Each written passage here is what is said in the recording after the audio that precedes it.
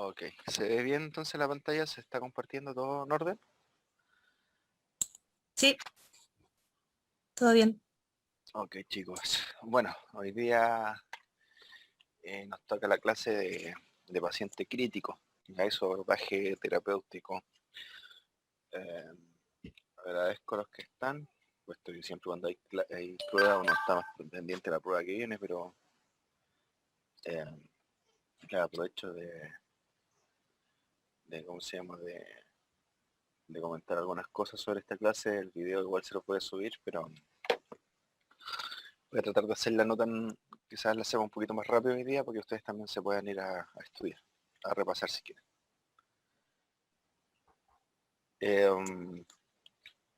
Bueno, la clase se llama paciente crítico y abordaje terapéutico, pero el foco de esta clase es quizás también, más que solo centrarse en el abordaje terapéutico, es que nos centremos en rasgos de, obviamente, la clínica y cómo se desarrolla fisiopatológicamente, o sea, cómo se desarrollan los distintos eh, fenómenos, y estos cómo se expresan clínicamente y nosotros los podemos censar para saber qué hacer o qué no hacer o qué esperar en un paciente que esté en un estado crítico, en este caso de especie de equina. Entonces, en base a eso, solo recordar unos conceptos de qué es el shock, ¿ya? Y cómo lo definimos, un shock. Eh, bueno, vamos a hablar sobre eh, una progresión de una cascada de eventos que comienza cuando las células o tejidos se ven privados de una fuente de energía. Y esto básicamente debido a la falta de oxígeno, ¿ya? A la hipoxia. Normalmente esto se va a dar más que por un problema de hemostasia, o sea, perdón, más que por un problema de hematosis, perdón, de intercambio de oxígenos, muchas veces se va a dar por una perfusión tisular inadecuada, más que la captación, sino porque la irrigación puede ser deficiente, ¿ya? Y obviamente van a disminuir las funciones dependientes de energía, ¿cierto? Y van a acumularse desechos, ¿ya? Este acúmulo de desechos que van a ser radicales libres, ¿cierto? Va a haber daño en las membranas celulares de las distintas células. Acuérdense que la respiración a nivel celular se hace en las mitocondrias, ¿cierto? Y estas cuando empieza a faltar oxígeno, tratan de compensar generando oxigenación por vía anaeróbica, y cuando ya llega a ser un punto tan deficiente, tan alto, se empiezan a ver liberaciones de enzimas, ¿cierto? Por el peroxisoma, etcétera, las cuales van a generar al final acumulación de calcio, eh, comienzo de la cascada apoptótica, ¿cierto? Y la muerte celular. Entonces, a volumen macro en un paciente, ¿qué es lo primero que trata de compensar, ¿cierto? Es el volumen circulante, ¿ya? El cual va a depender de la precarga ventricular, ¿cierto? A la vez también de la poscarga ventricular, o sea, de la cantidad de sangre que se almacena en diástole, y también de la resistencia que oponen el campo vascular hacia el bombeo de sístole, ¿cierto? Obviamente de la facilidad de la contractibilidad miocárdica, y todo eso nos va a definir nuestro volumen sistólico. Como, aparte de la contractibilidad miocárdica, la dilatación del ventricular que hablamos, la precarga, y la resistencia periférica, también obviamente la frecuencia cardíaca, ¿ya? Predominante, que se va a dar por sistema nervioso autónomo sobre el corazón, nos va a definir el gasto cardíaco. O sea, una vez cómo se llena, cómo se resiste y cuántas veces lo hace por minuto, vamos a tener nuestro gasto cardíaco. Y obviamente, como les decía, la resistencia vascular periférica también va a influir sobre esto, y estas tres componentes nos van a definir la presión sanguínea, ¿ya? Que la presión sanguínea va a ser eh, nuestra forma de poder evaluar, ¿ya? Más de manera un poco grosera, pero va a ser nuestro reflejo principal de si se está manteniendo un volumen adecuado a nivel venoso central. ¿Ya? Ahí lo vamos a explicar un poco mejor. ¿Por qué les digo una forma de evaluar en primera instancia? Porque si nosotros estamos midiendo presión arterial, ¿cierto? La presión arterial va a tratar de compensar, va a ser el primer reflejo de compensación de una hipovolemia, ¿ya? Pero ¿por qué les digo que pueden estar subestimando una hipovolemia severa? Porque obviamente esta presión arterial se va a ver, como está compensando, ustedes van a ver que quizás el caballo está normal en presión arterial o está levemente baja, pero la presión venosa central que compensa de menor manera va a estar mucho más baja, ¿ya? Entonces vamos a hacer esa diferencia durante la clase.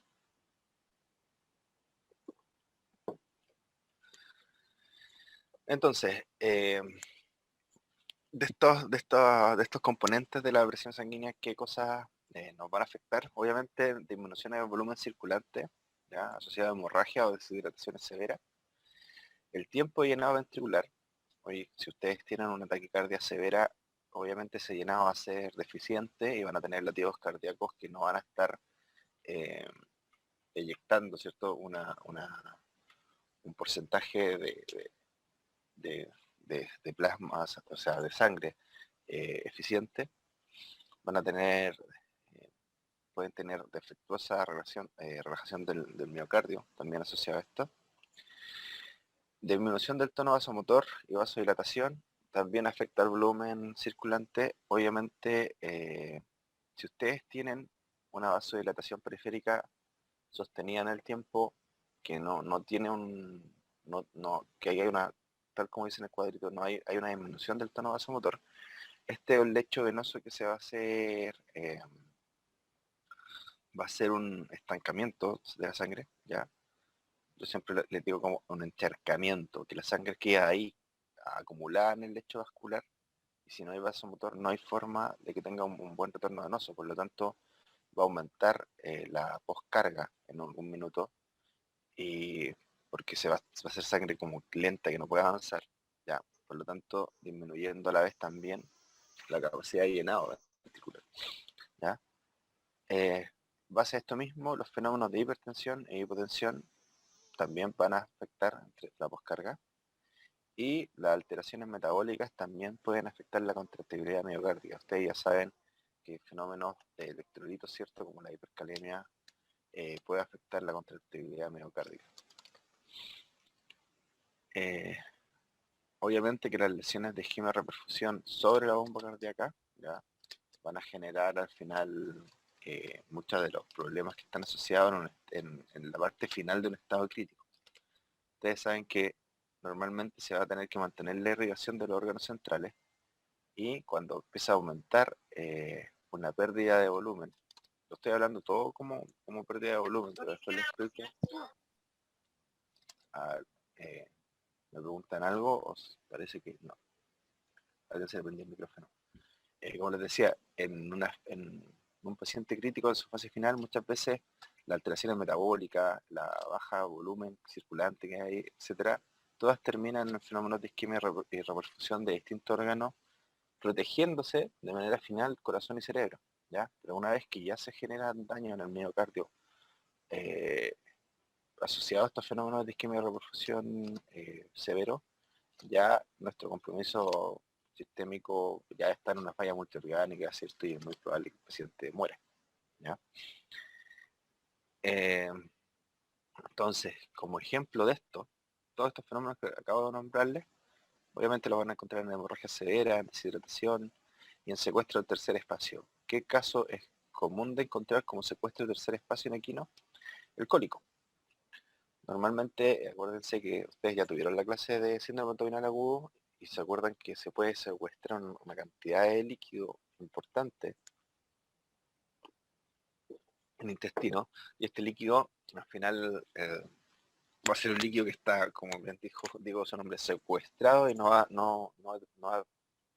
a estar participando en la hemostasis del paciente, ¿ya? Por lo tanto, es súper común ver estos choques hipovolémicos asociados al síndrome abdominal agudo.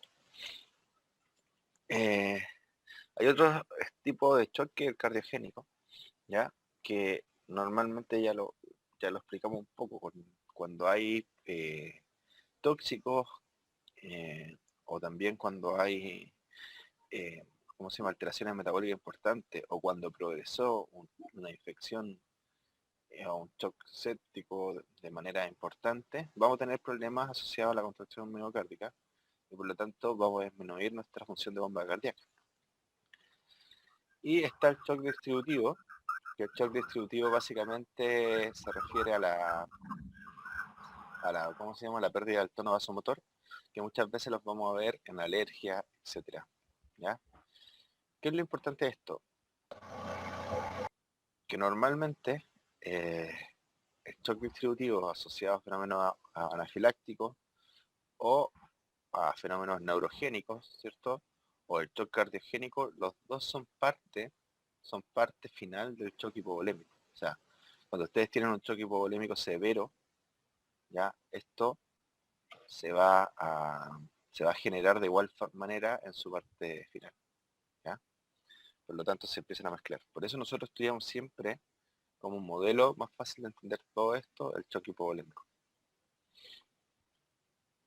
Entonces, ¿qué es lo primero que tenemos? Una disminución en la presión sanguínea, ¿cierto? Que esa disminución en la presión sanguínea obviamente va a ser captada por vasoreceptores, ¿ya? A nivel del seno carotídeo, en la aurícula derecha, y eso a la vez tiene que responder. ¿Y cómo lo va a hacer? Si disminuye la presión, lo primero que se va a intentar es inhibir el tono vagal, ¿cierto? Y estimulación del tono simpático. A la vez también se va a inhibir, ¿ya? Hay una disminución de la liberación del péptido natriurético auricular. ¿Cuál es la función del péptido natriurético auricular? Generar diuresis. En este caso, como nosotros tenemos una disminución de la presión sanguínea, que se capta como una hipovolemia, lo que no queremos es generar diuresis, ¿ya? Por lo tanto, se inhibe, ¿ya? Eso que se va a obtener de esta inhibición, más la inhibición del tono vagal y el aumento de la estimulación simpática, vamos a tener como respuesta un aumento de la resistencia periférica, ¿ya? Un aumento de la frecuencia cardíaca, un aumento del volumen, obviamente esto se refleja en un aumento del volumen sistólico y gasto cardíaco y una disminución del tiempo llenado capilar, ¿ya? Tiempo llenado capilar ustedes ya saben que, ¿cierto? En las mucosas, en las encías, ustedes cuando hacen su tiempo llenado capilar, ya les estoy dando referencia que en el principio de un shock, ¿ya? En la fase de compensación, entonces nosotros podemos encontrar nuestro tiempo lleno capilar disminuido, o sea, va a ser más rápido. ¿Por qué? Porque vamos a estar tratando de compensar una posible hipovolemia. Eso a la vez se refleja como una hipoxia, ¿cierto? Va a haber una hipoxemia, ¿ya? Que a nivel de quimioreceptores aumenta la respuesta vasoconstrictora. Esto a la vez también se estimula el aparato glomerular, la secreción de renina, angiotensina, aldosterona, ¿cierto?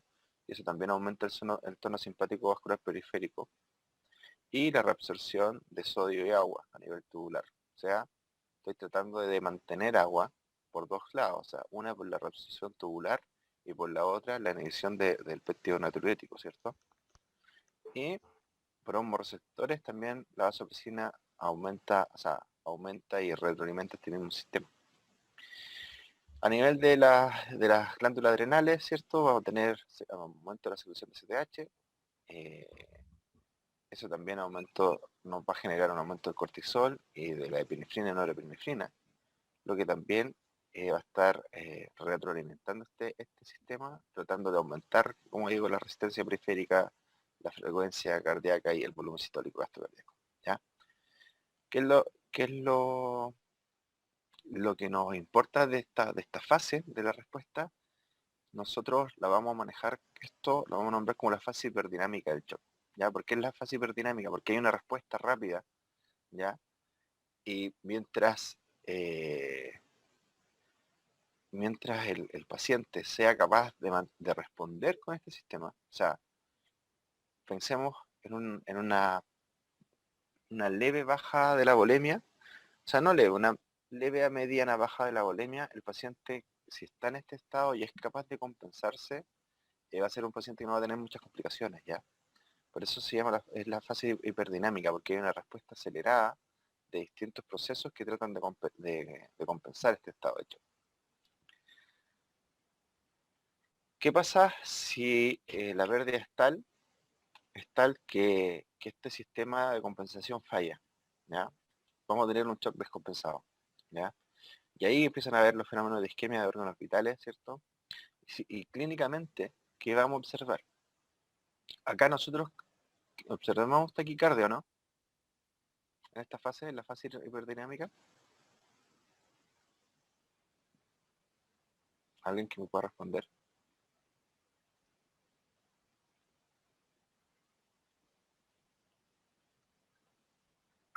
El chat, algo. Chat, no leo el chat, chicos, si por favor que hablen. Sí, dice Nicolás. Sí, efectivamente, tenemos aumento de la frecuencia cardíaca, ¿ya? Pero a la vez de tener aumento de frecuencia cardíaca, nosotros vamos a sentir un pulso fuerte, ¿cierto? Porque periféricamente también vamos a tener un compromiso de las estructuras vasomotoras en las cuales van a estar vasoconstriyendo, ¿cierto? Para tratar de acelerar este retorno venoso y tratar de compensar esta hipovolemia, ¿ya? Lo vamos a ver, pero a diferencia, cuando está descompensado, nosotros vamos a tener esta taquicardia, ¿ya? Vamos a ver fenómenos de taquipnea también, pero el pulso periférico va a estar disminuido y las extremidades frías. ¿Qué nos va en esta fase? Al principio, y es muy característico esto, y ustedes cuando toman los miembros de estos caballos están helados, ya eso es porque está priorizando la irrigación de órganos centrales. ¿Ya? Es de los primeros signos cuando ustedes pueden ver que es un shock bastante severo y que está tratando de compensarse como puede, pero en base a eso, a esa compensación, ya se disminuyó la irrigación periférica que se está tratando de centrar en los órganos vitales, ¿ya? Déjenme ver acá. Bueno, obviamente esto como les digo, va a ir generándose una hipoxia celular con aumento de metabolismo anaeróbico y acumulación de ácido láctico, o sea, ya podemos tener una posible acidosis. Va a haber daño en las membranas celulares, tumefacción celular y liberación de enzimas, ¿ya? Y eso a la vez eh, estimula la presencia de fenómenos inflamatorios, ¿ya? ¿Qué va a generar esa inflamación? Aparte de la estimulación de la llegada, ¿cierto? Cuando está la inflamación, nosotros vamos a empezar a ver producción de interleuquinas, ¿cierto? Que estas van a generar fenómenos quimiotácticos que van a llegar en neutrófilos, que van a haber degradación de células que están muriendo, ¿cierto? Y a la vez también va a haber daño en endotelio de vaso, ¿ya? Ese daño tisular a nivel de vaso es lo que nosotros nos van a generar los fenómenos del inicio de las señales de coagulación, ¿ya? El tromboxano, etcétera, no sé si se acuerdan de eso, empieza a estimularse y empieza a generarse coagulación, ¿ya? Y con esta coagulación van a tener microtrombo, por un lado, si esta estimulación de la coagulación llega a tal grado que es tan alta, si ustedes no tuvieron accidentes vasculares por esos trombos, sí nosotros podemos tener un agotamiento, piénselo así, un agotamiento de estos factores de coagulación, después teniendo los otros signos clínicos asociados a estos problemas como de coagulación intravascular diseminada. ¿Se acuerdan que pueden ver? Van a ver hemorragia, ¿cierto? Presencia de petequia, etcétera. Una vez que se agotó, fue muy exagerado el uso de estos factores de coagulación, vamos a tener los otros signos, ¿cierto? ¿Ya? Y esos componentes van a ser los principales del síndrome de respuesta inflamatoria sistémica, ¿ya? Clínicamente, ¿qué vamos a ver acá? ¿O cómo definimos el SIRS? Eso es materia para otra clase, ¿ya? Pero el SIRS, el síndrome inflamatorio de respuesta sistémica, normalmente se asocia clínicamente a taquicardia, taquipnea, aumento de la temperatura, ¿ya? Hipertermia o hipotermia en esta fase, ¿ya? Y si nosotros también evaluamos parámetros sanguíneos, muchas veces podemos tener neutrofilia, ¿ya? ¿Qué es lo importante del CIRS? ¿Por qué se recalca? Porque en esta fase, cuando ya hay este daño endotelial y está esta sobre respuesta inflamatoria, normalmente hay un pequeño paso a que se forme la disfunción multiorgánica. ¿Ya? Cosas importantes que ustedes tienen que ir, que van a ir aprendiendo y van viendo sobre su clínica diaria después, que muchas veces eh, mucha gente acostumbra a solo pensar en la hipertermia como un fenómeno de sepsis, ¿cierto? Que hay compromiso bacteriano ya o viral, qué sé yo. Normalmente es así. Normalmente cuando hay pacientes que están hipertérmicos son pacientes que son pacientes infecciosos, pero no dejen de pensar también cuando tienen cuadros por hemorragia severa, ¿ya? Y a los 2 o 3 días empieza a tener hipertermia, posiblemente están en un CIRS y no que sea, que sea esa hipertermia generada porque ese paciente se descompensó y está una infección detrás de él, ¿ya? No es necesariamente eso. Ahora, lo que no quiere decir que estos tipos de pacientes pueden tener fenómenos de endotoxemia asociados a un compromiso crítico. Les explico cómo. Bueno, tal como les decía, este CIRS, cuando se prolonga en el tiempo, ya vamos a tener daño de vasos, ¿cierto? Vamos a tener aumento de producción, vamos a tener, bueno, la albúmina, la producción de albúmina empieza a bajar, vamos a tener también ahí clínicamente aumento de proteínas de fase aguda que nos pueden visualizar estos fenómenos inflamatorios. Si alguien puede apagar la alarma, por favor. Gracias.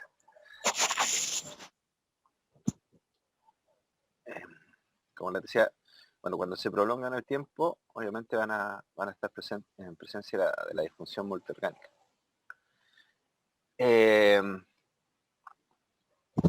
¿Qué va pasando a medida que se está generando esta disfunción?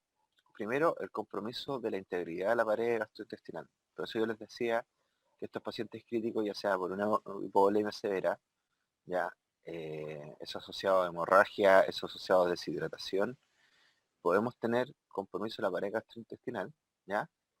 Y eso va a ser obviamente que se aumente la permeabilidad de la mucosa y aparte de tener pérdida de líquido y proteína, vamos a tener absorción de toxinas, ¿ya? Y traslación bacteriana, que aquí empieza a tener importancia los fenómenos endotoxémicos que se pueden generar asociados a esta, ¿cómo se llama? A estos estados críticos de pacientes. O sea, de hecho, les cuento, solo para que lo tengan de ejemplo, si ustedes tienen, y es normal verlo, caballos que sufran deshidrataciones severas, porque a veces pasa, dueños que tienen los caballos, por ejemplo, en cerro, se pastando y hay fuentes de agua, qué sé yo. Imagínense, muchas veces se seca la fuente de agua o también gente que sale a pasear y trabaja de forma excesiva al caballo, es olvidándose un poco de darle agua o llevándolo al otro extremo, que tampoco es poco común, gente que lo entrena mucho y descuida la hidratación del caballo. Muchas veces ustedes, ok, se enfrentan a este fenómeno de deshidratación severo, ya empiezan a tener una insuficiencia renal aguda, que la pueden compensar, y a los 2 días, 3 días, empiezan a tener que el caballo ya lo tienen compensado, el caballo está mucho mejor, pueden empezar a ver un fenómeno pueden empezar a fijarse que hay una hipertermia, pero eso también lo tienen que asociar a la motilidad intestinal, ¿ya? Si este caballo está muy deshidratado, trabajó usted en su examen clínico, empiezan a sentir que tiene poca motilidad intestinal, tengan cuidado que en algún minuto puede empezar a hacer una translocación bacteriana. Y a los 3 o 4 días, a mí me ha pasado a ver caballos de este estilo que empiezan a generar una hipertermia, y digo, ok, aquí hubo translocación, y empiezan a hacer fiebre, estando ya compensados, ¿ya? Ahí tienen una diferencia con el CIRS. Yo estoy hablando de un caballo que no está taquicárdico, que no está taquipneico, que está bien y empieza a tener fiebre, ¿ya? De ahí empieza a haber otra vez descompensación, obviamente si tiene fiebre, empieza a bajar la volemia, empieza a ser taquicardia, ya, pero eso asociado a muchas veces a una endotoxemia que se puede generar por este compromiso gastrointestinal, ¿ya? Eh, a nivel renal, obviamente puede haber necrosis tubular, menor excreción de desecho, también a la vez menor excreción de protones, ¿ya? Por lo tanto, esto nos va a perpetuar los fenómenos de acidosis. A nivel cardíaco, cuando hay compromiso, hay una disminución de la función miocárdica, ¿ya? Y esto a la vez eh, trata de proteger el cerebro, ¿ya? ¿Ya? De los daños hipóxicos. O sea, lo último que entra en hipoxia cerebro, y eso ahí cuando usted ya entra ya entra en un compromiso de irrigación, va a ser cuando empiezan a asociar a signos neurológicos, ¿ya? Los caballos empiezan a deambular cuando están en la fase final, empiezan con nistagmo, empiezan con opistótono muchas veces y ahí ya eh, queda muy poquita hora, muchas veces a la muerte del paciente, ¿ya? Eh, la signología clínica, ¿estamos bien hasta acá? ¿Alguna pregunta? Consulta, ¿qué significa la sigla MOTS? Disfunción multiorgánica. Gracias. Ya, Ernesto. Eh, ¿Cuál es la signología clínica? Eh, depende de la clase de shock que estemos evaluando. Ya cuando tienen disminuciones menor al 15% del volumen de sangre total, que es la como clase 1, normalmente no se evidencian signos clínicos, ¿ya? Solo puede haber una disminución en la producción de orina, ¿ya? Estas estas volemias, o sea, estas bajas de volemia eh, pequeñas normalmente se pueden dar por descuido en la hidratación, por fenómenos de ejercicio estresante, etcétera, pero en el caballo eh, él solito puede compensarse ya. Entonces, piensen que el 15% del volumen total de sangre. O sea, el caballo eh, tiene 35 litros aprox de volumen total de sangre. De eso el 10%, 3,5, súmenle los 5 litros puede perder y el caballo no va a tener expresión clínica de esa pérdida que es pequeña, ¿ya? En la clase 2, que van de un 15 a un 30%, acá sí hay una respuesta, ¿ya? Acá sí se empieza a notar que estamos en la fase hiperdinámica que hablábamos, ¿ya? Que vamos a tener taquicardia, taquipnea, puro pulso fuerte, ¿ya? Acá el aumento del tono simpático también genera ansiedad, o sea, pupila dilatada, sudoración, el caballo va a estar inquieto, ¿ya? El de clase 3 mayor a un 30%, eh, eh, en este caso ya va a ser una hipotensión severa, ¿ya? En que el caballo puede tener taquipnea, taquicardia, pero el pulso débil, la producción de orina cesa, o sea, no está orinando. Tiempo viene capilar y yugular aumentado y la extremidad es fría, ¿ya? O sea, mayor a un 30% y que no se esté compensando, esos signos van a ver ustedes. Y en el caso de 4, eh, que se define la muerte, ya estos son caballos obviamente mucho más deprimidos a nivel del sistema nervioso central, mucho más fríos, con arritmos ventriculares, etcétera. Yo les puse ahí nivel aumentado de troponina y arritmias ventriculares. Sí, es cierto, pero la facilidad de medir troponina en caballos, o sea, ya en hospital es difícil, en campo es imposible, ¿ya? Pero sí son estos caballos que están en su fase final. Ahora, ¿qué es lo importante de esto? Que nosotros podemos, de hecho, caballos de clase 3, ¿ya? Nosotros con una buena terapia podemos ayudarlo a compensar y los podemos sacar de esa fase, ¿ya? Obviamente que, que tenemos que, aparte de hacer una terapia de compensación, tenemos que ver por qué está llegando este shock, ¿ya? Es súper fácil para ustedes pensarlo en una deshidratación hemorragia, pero también, por ejemplo, como les decía, como un cólico, que hay un secuestro líquido en algún lugar.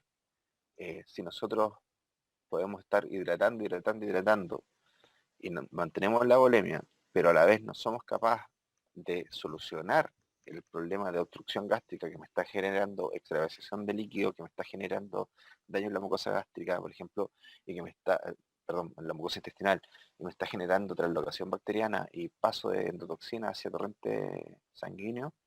Si no soluciono eso de base, solo voy a estar poniendo suero, ¿cierto? Poniendo, hidratando, y esa hidratación va a entrar al lecho vascular, y ese lecho vascular va a estar permeable, y voy a estar haciendo edema celular, edema intersticial, y voy a estar aumentando los fenómenos inflamatorios, y voy a terminar más rápido con la vida del animal, ¿ya? Por lo tanto, tengo que saber que siempre yo puedo generar una compensación al paciente, pero tengo que estar eliminando también a la vez el fenómeno de base que está generando el problema, ¿ya? ¿Cómo, eh, ¿Cómo hacemos el tratamiento?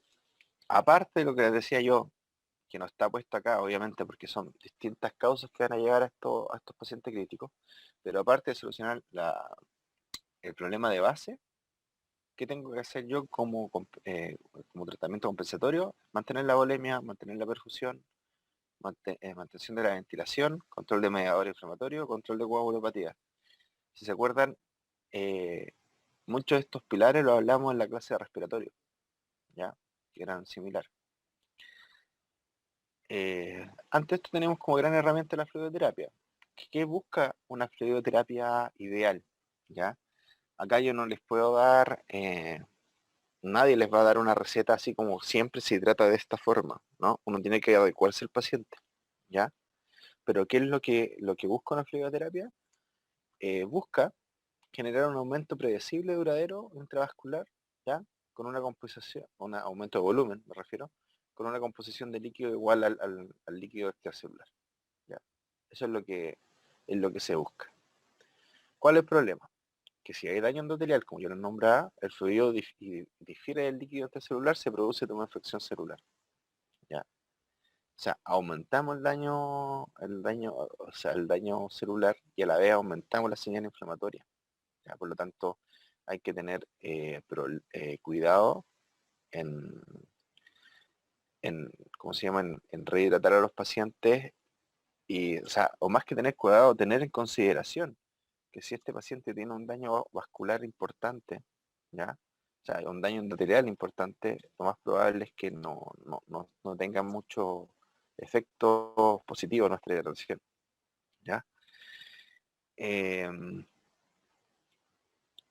Lo otro que se puede generar, por ejemplo, si nosotros el ejemplo que yo les daba, si ustedes están hidratando y esa hidratación no se mantiene en el vascular, ¿cierto? Y, por ejemplo, si hay un fenómeno de, de pérdida de fluido y proteína a nivel intestinal a cavidad abdominal, y ustedes están aumentando la cantidad de líquido que se está almacenando ahí por una fluidoterapia agresiva, normalmente ustedes pueden generar a la vez también un síndrome compartimental, ¿ya? Que eso va a generar un aumento de líquido tal en cavidad abdominal que disminuye la capacidad ventilatoria, ¿cierto? Por disminuir esa dificultar la respiración, ¿ya? A la vez también, imagínense que si hay uno de estos pacientes que le dije que los factores de coagulación empiezan a agotarse las plaquetas y están disminuidas, si ustedes aumentan el volumen rápido el volumen circulante rápido mediante fluido, obviamente también van a generar coagulopatía por dilución, ¿ya? Y estas cosas se las comento porque obviamente es para que ustedes puedan ver las desventajas que puede haber con una fluidoterapia, ¿ya? Obviamente las fluidoterapias siempre van a generar efectos que son necesarios para compensar los pacientes, pero tengan en consideración que en estados graves, cuando el paciente está muy mal, muchas veces por eso la fluidoterapia no funciona. Por eso les digo las desventajas, ¿ya? Porque piénsenlo a manera muy sencilla, que es un sistema de tubería, ¿cierto?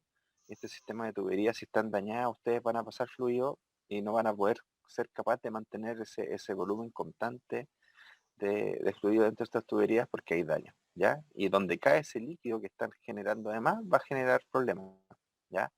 Por eso para usted lo más fácil de asociar siempre, ¿cierto? Es que con una fluidoterapia agresiva pueden generar un edema pulmonar, ¿ya? Uno siempre se queda con el edema pulmonar, pero vean aquí lo que les comento, uno puede hacer edema pulmonar, ¿cierto? Puede hacer edema intersticial en otros lados, hace tumefacción celular y al final aumenta la respuesta inflamatoria, ¿ya? Por lo tanto hay que tener ojo cuando se hace la fluidoterapia. ¿Con qué vamos a hidratar? Normalmente se va a disponer de cristaloides isotónicos, ¿ya? Que tienen una composición de electrolitos, perdón,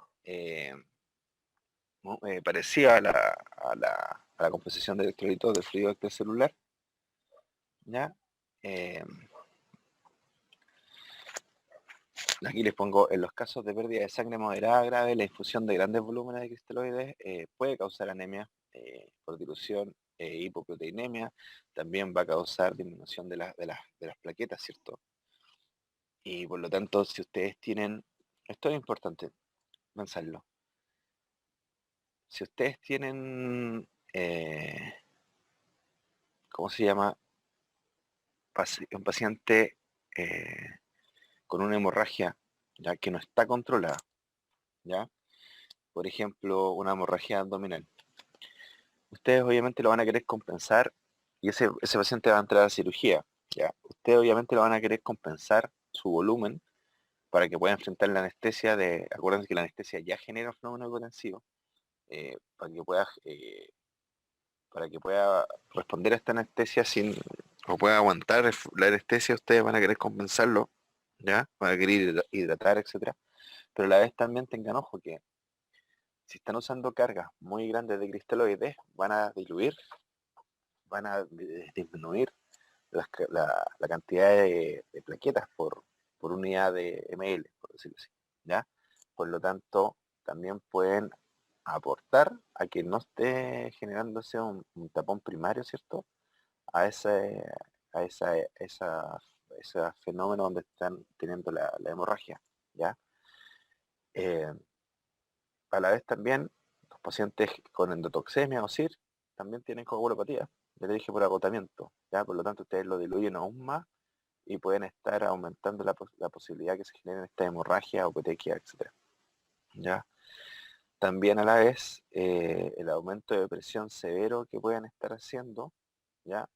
Porque aquí nos vamos a pasar por gotas, o sea, son tan grandes los volúmenes que se pasan a infusión lo más rápido posible. También pueden tener algunas repercusiones en el rastreamiento de trombos, etc. ¿Ya? Pero no, o sea, no quiero que se creen con la idea de que la fluidoterapia es mala, para nada. Ya solo le estoy nombrando con las cosas que tienen que estar familiarizándose o dándose cuenta antes de tomar la elección de sus fluidos, ¿ya? Ahora, ¿cómo se hace para hidratar de manera rápida? Se hacen en bolos rápidos, ¿ya? De 20 ml kilogramos, y eso a la vez, si ustedes lo calculan, son aproximadamente 10 litros para un caballo de 500 kilos, ya durante los primeros 30 a 60 minutos.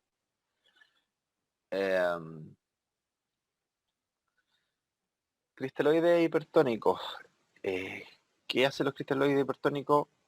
Estos van a generar ¿cómo se llama? Van a expandir el volumen intravascular, ya más o menos aproximadamente el doble de la cantidad que influyen, ¿ya? ¿Por qué? Porque estos van a extraer líquido, ya, de los espacios intercelulares e intersticiales. Ahora, ¿cuál es la gracia de los cristaloides hipertónicos? Ya, porque también están los coloides, que los nombramos después, que los cristaloides hipertónicos se describe que ellos pueden extraer más líquido proveniente del espacio intracelular. ¿Cuál es la gracia que sea intracelular y no del intersticial? O sea, lo hacen de los dos ya, pero se describe que pueden hacerlo de una manera más eficiente del líquido intracelular, ¿ya?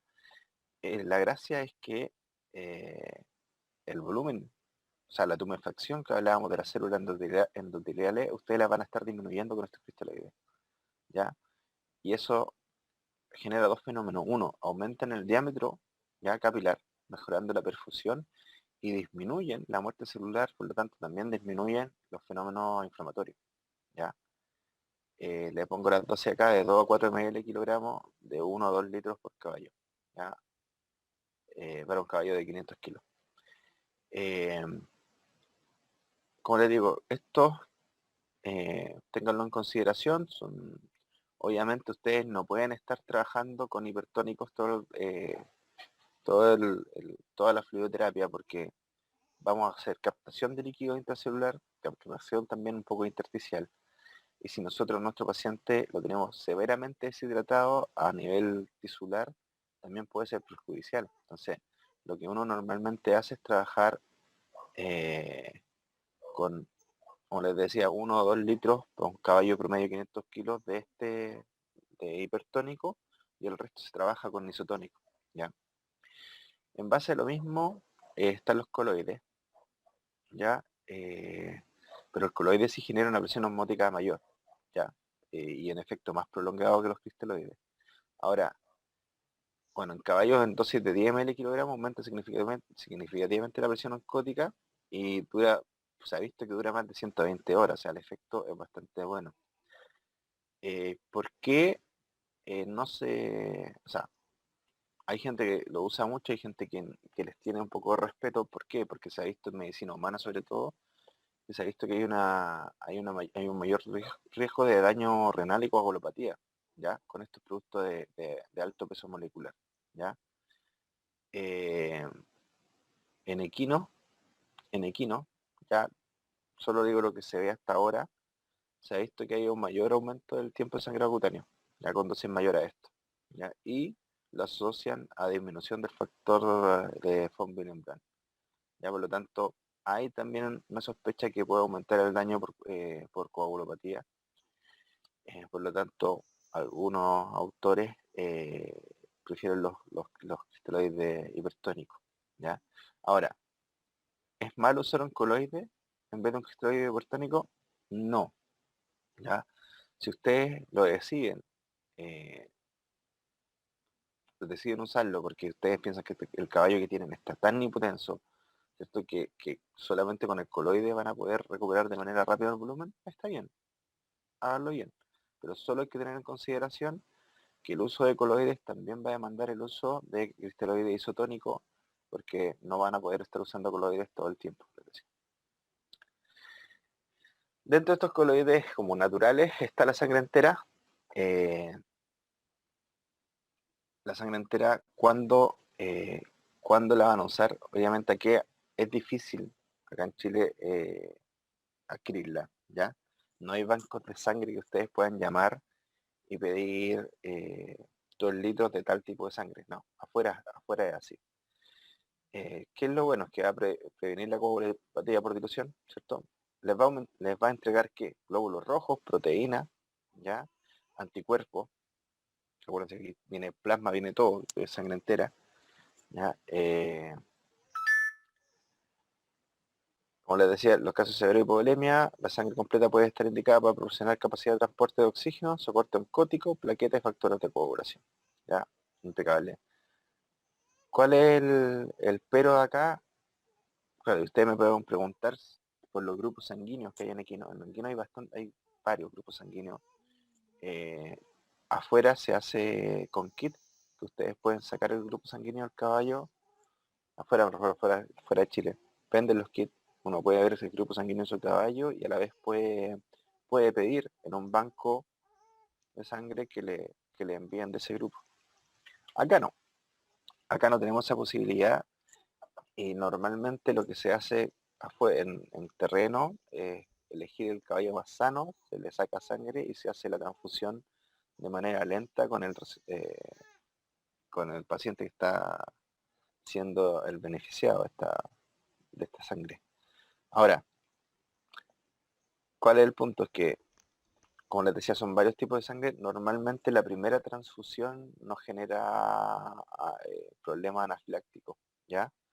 Pero ustedes si se quieren asegurar un poquito más y que es bastante fácil de realizarlo, si pueden extraer, si pueden centrifugar en terreno, si tienen una centrífuga, etcétera, ustedes pueden tomar una muestra de sangre del paciente, que va a ser el que va a recibir la transfusión, tomar una muestra del paciente que va a ser el donante, o de los posibles donantes, tomen muestra de 2 o 3 donantes, esa se centrifuga, se extrae el plasma, ¿cierto?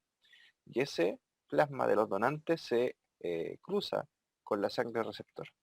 Los que aglutinen más, los que formen más coágulos rápidos, no lo ocupen, ¿ya? Ocupen las muestras de los donantes, o sea, ocupen el donante que genere menos aglutinación. Y es el que puede generar menor reacción cruzada con el paciente, ¿ya? ¿Cuáles son los materiales para...? ¿Sí? ¿Puedes repetir lo de la reacción cruzada? Ya. ¿Cómo se hace? Esa es la duda que tenés. Sí.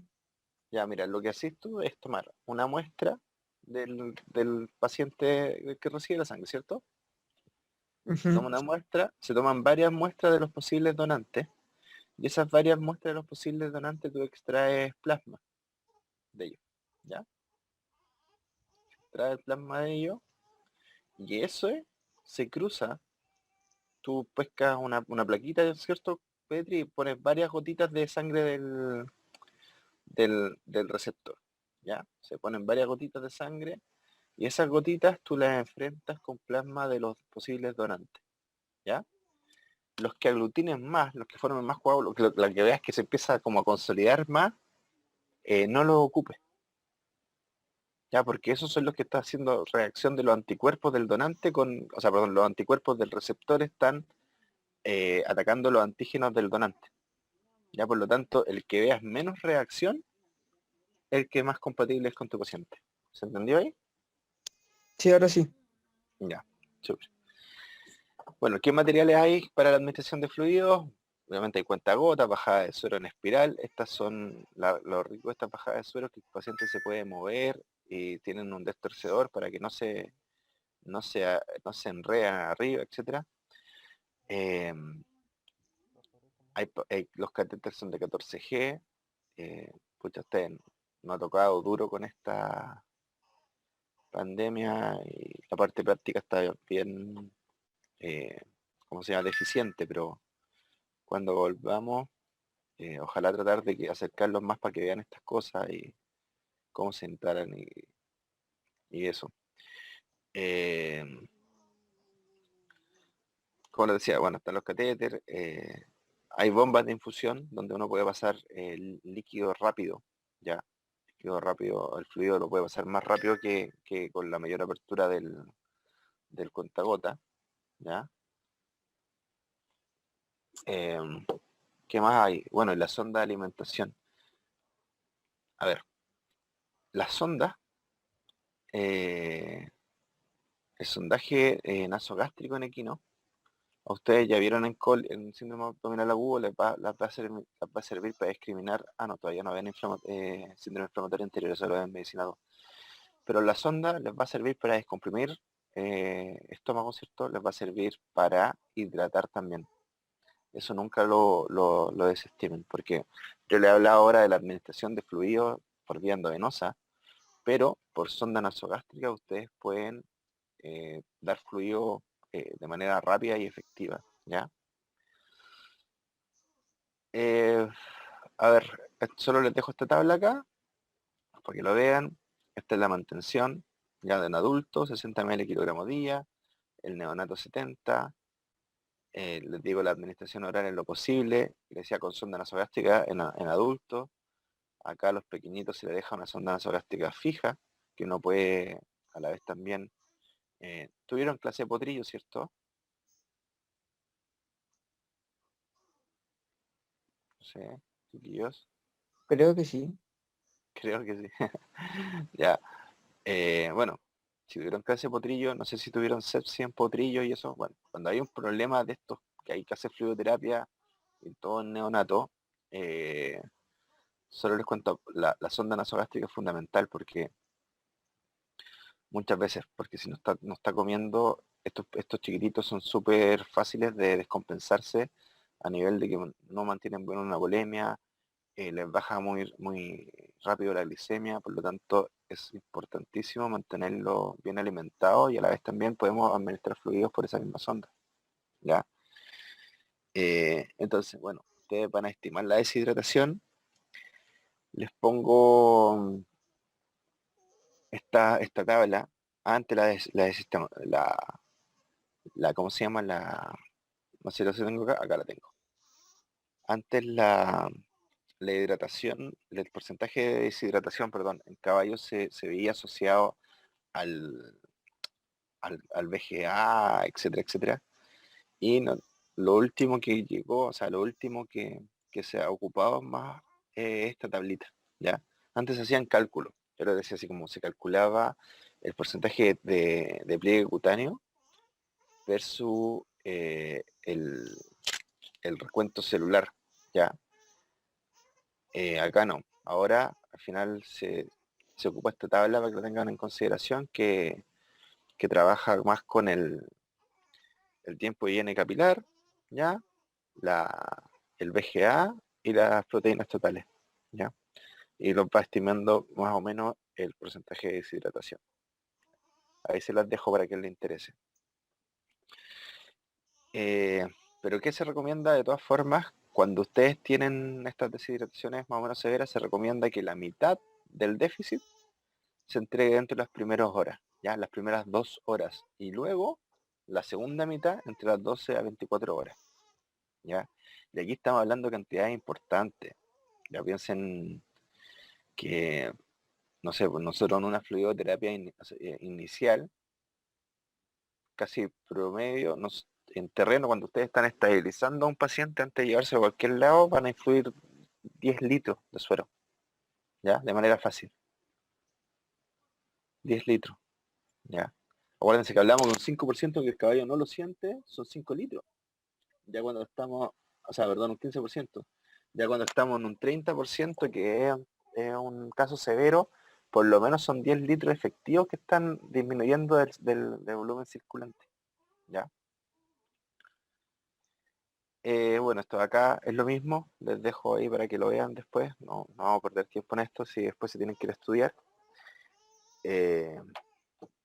Después, bueno, el peso total del adulto es agua, eso 40 el LIC, ¿cierto? 20 el LEC en adulto, el volumen sanguíneo en 8%, ya, aquí lo tienen, etcétera. Aquí tienen un cálculo para ilustrar más esto. En un caballo adulto el volumen de sangre circulante se estima un 7 a un 9% del peso corporal total, ¿ya? O 35 45 litros para un caballo de 500 kilos, ¿ya? En el porcentaje de pérdida, aquí el mismo ejemplo que les da, el 15% son 6 litros prox. Imagínense, estamos hablando de caballo 30% de deshidratación del vascular, estamos hablando de 12 litros, etc. Entonces, como resumen de la fluidoterapia, la elección depende de la situación, ya lo hablamos, ¿cierto? La hemorragia severa, pérdida de sangre, hipovolemia, colapso circulatorio, normalmente va a requerir que nosotros ocupemos expansores de volumen de sangre ya rápidos, como los cristaloides, les dije, hipertónicos, ¿ya? Los cuales muchas veces tienen que acompañarlo con sustancias isotónicas también. Todo va a depender del shock y el proceso de enfermedad subyacente, ¿ya? Y así como también la respuesta al tratamiento. Pero aquí hay algo importante. Esto, hipotensión permisiva. ¿Qué significa y qué es lo que quiere la hipotensión permisiva? La hipotensión permisiva es una hipotensión que nosotros vamos a estar no generando, pero sí permitiendo. Aquí voy. Obviamente estos caballos, nosotros vamos a tomarle la presión arterial media, que la vamos a hablar bien después en un ratito más. Y cuando ya están, yo les dije, en las primeras etapas del shock la presión puede estar normal, ¿ya? La presión arterial normal. ¿Por qué? Porque como vimos, hay vasoconstricción, ¿cierto? Que está manteniendo este volumen. Cuando estamos en una fase hipodinámica, ya clínicamente nuestra presión arterial va a estar disminuida, ¿ya? ¿Cuál era el problema de administrar fluidos de manera rápida y agresiva que podíamos tener? Edema celular, ¿cierto? Y también, obviamente, edema pulmonar, que es el que siempre nos quedamos en la cabeza, y ese edema pulmonar obviamente pues, puede hacer que el paciente se ahogue, neumonía, y etcétera, ¿ya? Disminuye el intercambio gaseoso, etcétera. Acá nosotros podemos mantener una presión arterial hasta 60 milímetros, 65 milímetros de mercurio. Lo normal es 90, ya lo normal es trabajar con 90. Pero si nosotros tenemos este paciente que se descompensó y estamos teniendo 50, y nosotros decimos, ok, sabes que necesitamos subir la presión. ¿Hasta qué nivel la subimos sin generar daño? Hasta 65 milímetros de mercurio. ¿Ya? Si nosotros subimos hasta 65 milímetros de mercurio, o si la mantenemos en 65 milímetros de mercurio y vamos subiendo levemente, nosotros nos vamos asegurando que en esos 65 milímetros de mercurio se va a generar la perfusión necesaria para perfundir los órganos centrales. ¿Ya?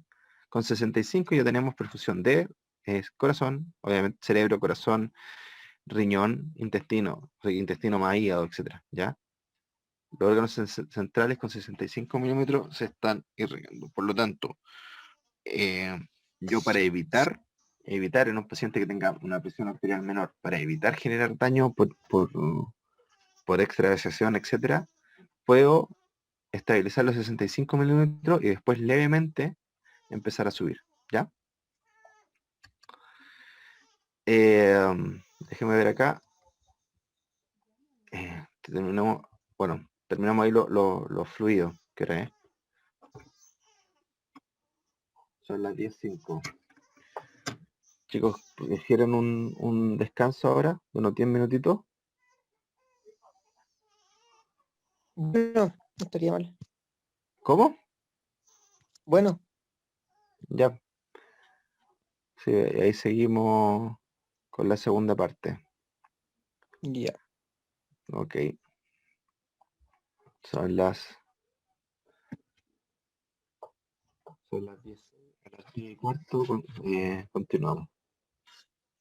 ¿Consulta? ¿Sí? ¿Hay alguien grabando, cierto? No. Yo tengo ya tengo esta grabación, yo se la envío. Ya, bueno. Gracias. Ujú. ¿Están por ahí para seguir? Sí, profe. Súper. Sigamos entonces. Bueno, estábamos hablando de los fluidos para mantener la volemia, ¿cierto? También tienen fármacos vasopresores y fármacos que generan una acción inotrópica positiva. Ya, entre eso está la dobutamina, ya, que el efecto principal es esta acción inotrópica positiva, ya, aumentar el volumen hacia el gasto cardíaco, ya. Las dosis se las pongo ahí, lo tienen. Y también está la norepinefrina, ya. Que la norepinefrina va a resultar en una vasoconstricción y mayor contractibilidad cardíaca. El fenómeno de la vasoconstricción periférica es importante, ¿ya? Muchas veces, como les decía a estos pacientes que tienen una pérdida de respuesta vasomotora, con norepinefrina ustedes pueden tener un efecto rápido en ellos y van a aumentar rápidamente la volemia.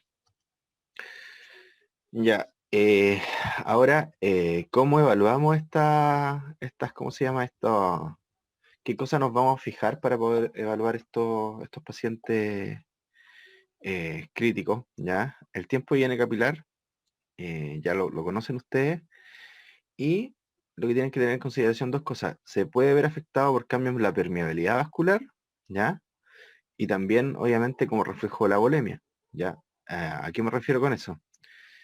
Normalmente, nosotros hablamos, cuando tenemos el paciente en una fase ¿cómo se llama? La fase hiperdinámica, este tiempo de higiene capilar va a estar disminuido, ¿ya? Cuando nosotros tenemos el, el tiempo de higiene capilar aumentado, puede ser reflejo de una hipovolemia severa, ¿ya? Pero también a la vez, nosotros tenemos que diferenciar, aparte del tiempo de higiene, la coloración de esta mucosa. Ustedes saben que la coloración ictérica en los caballos son levemente ictéricos, eso es normal, ¿ya?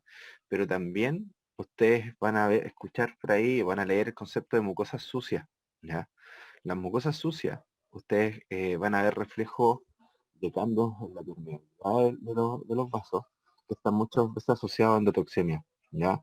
Que son estas mucosas que ustedes, tanto en la mucosa oral como en la mucosa ocular, ustedes pueden ver zonas oscuras, ¿ya?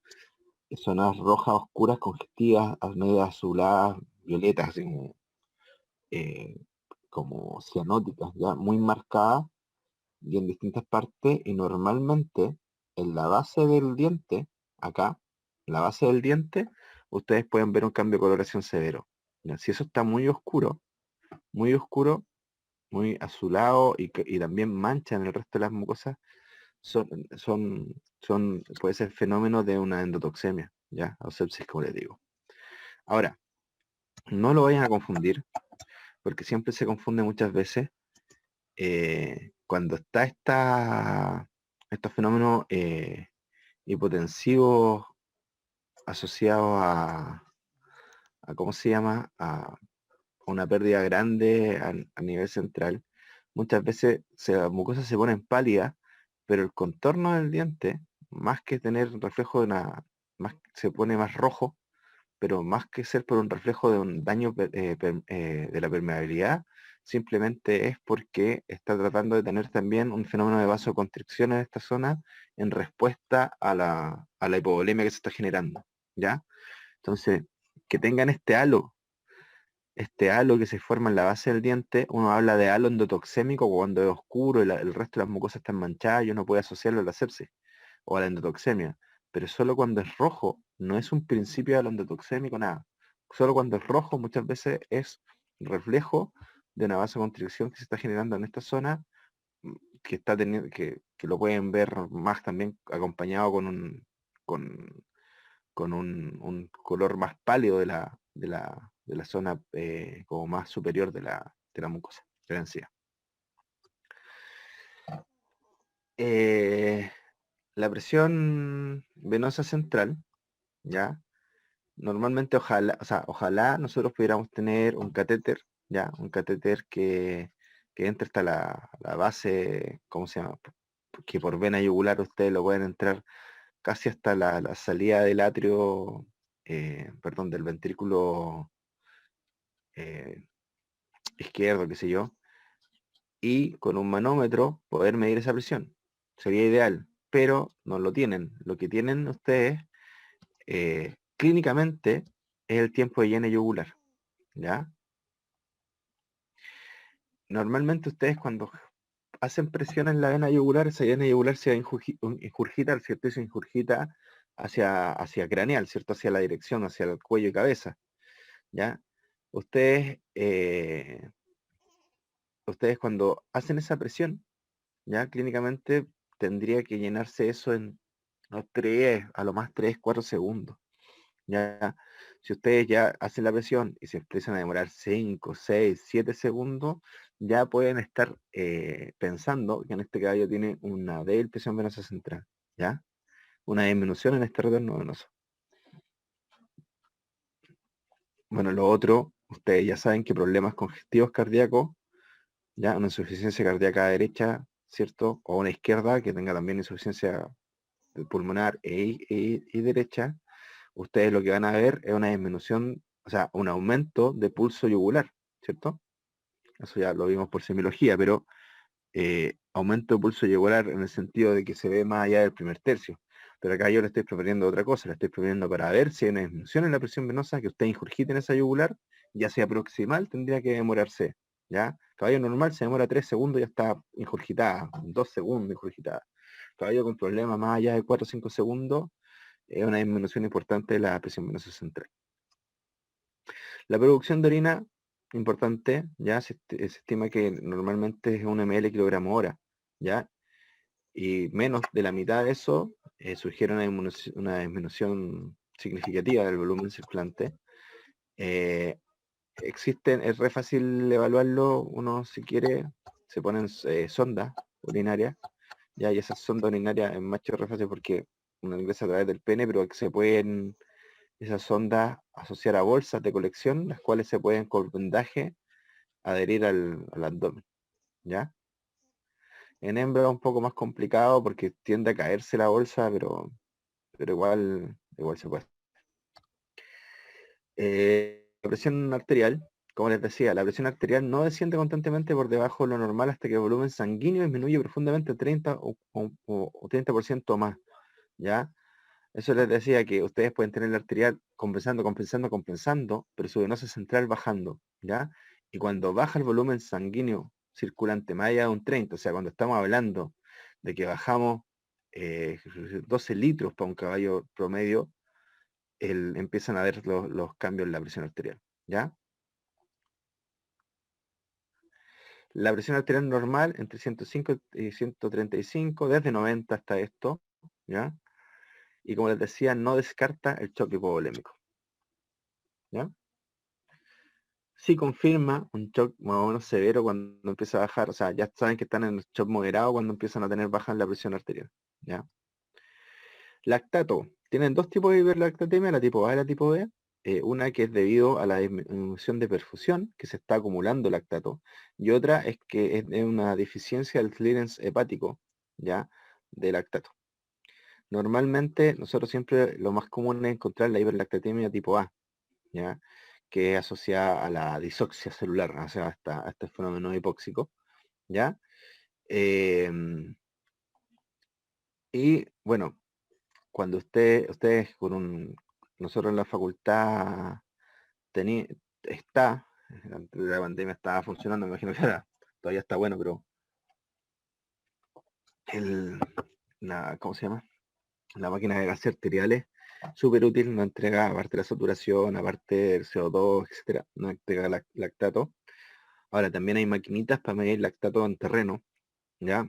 Y claro, uno espera que con una rehidratación empecemos a disminuir las cantidades de lactato. Pero sí hay un fenómeno importante que tienen que saber que apenas ustedes mejoran la perfusión tisular, ¿ya? Apenas empiezan a hacer una fluidoterapia eficiente, pueden tener las primeras concentraciones plasmáticas de lactato altas. Entonces hay que esperar un ratito. ¿Por qué? Porque se asume que están redistribuyendo lactato acumulado en distintos tejidos, ¿ya? Otro parámetro importante es la extracción de oxígeno, ¿ya? La extracción de oxígeno, ya, les voy a leer para que les quede claro acá, esto es importante que lo entiendan. Se determina por la diferencia entre la saturación de oxígeno de la sangre arterial, ¿ya? Y la saturación de oxígeno de la sangre venosa, ¿ya?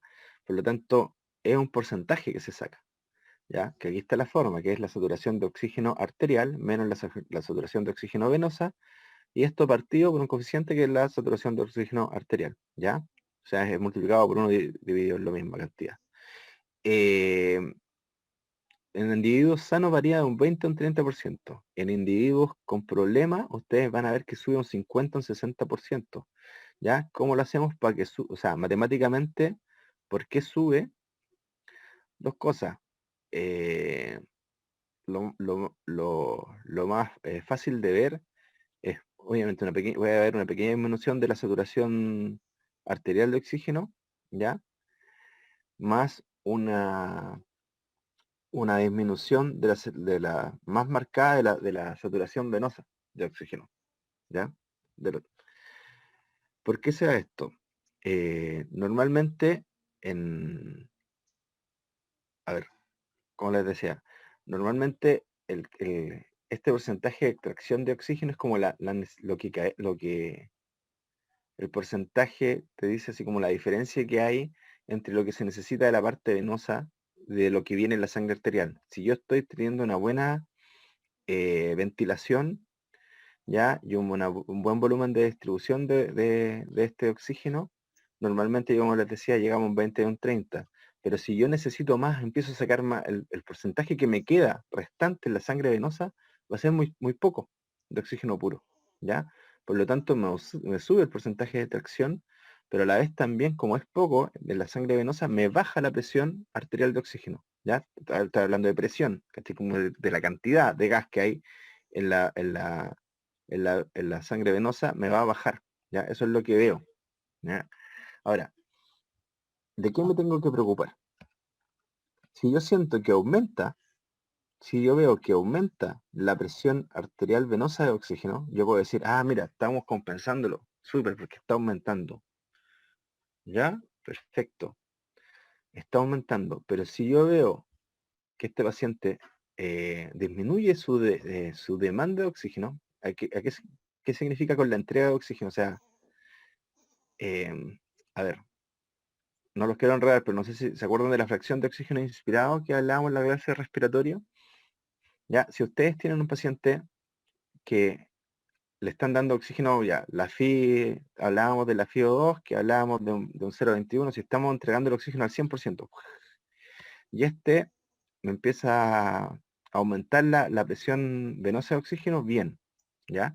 Pero si después yo voy viendo que este mismo paciente, entregándole bajo oxígeno, aumenta la presión venosa de oxígeno sigue aumentando, llegamos a los niveles de entrega normal de oxígeno y si me sigue aumentando, me sigue aumentando, me sigue aumentando, ¿ya? Sin entregarle oxígeno suplementario, o sea, como que esto al final, lo que les quiero expresar, que si ustedes empiezan a sensar que están acumulando oxígeno en campo venoso y el caballo sigue con signos de hipoxia, o sea, sigue con el lactato alto, sigue decaído, sigue taquipneico, este caballo lo que puede estar haciendo es una disfunción mitocondrial, que no se está captando oxígeno de ese campo venoso.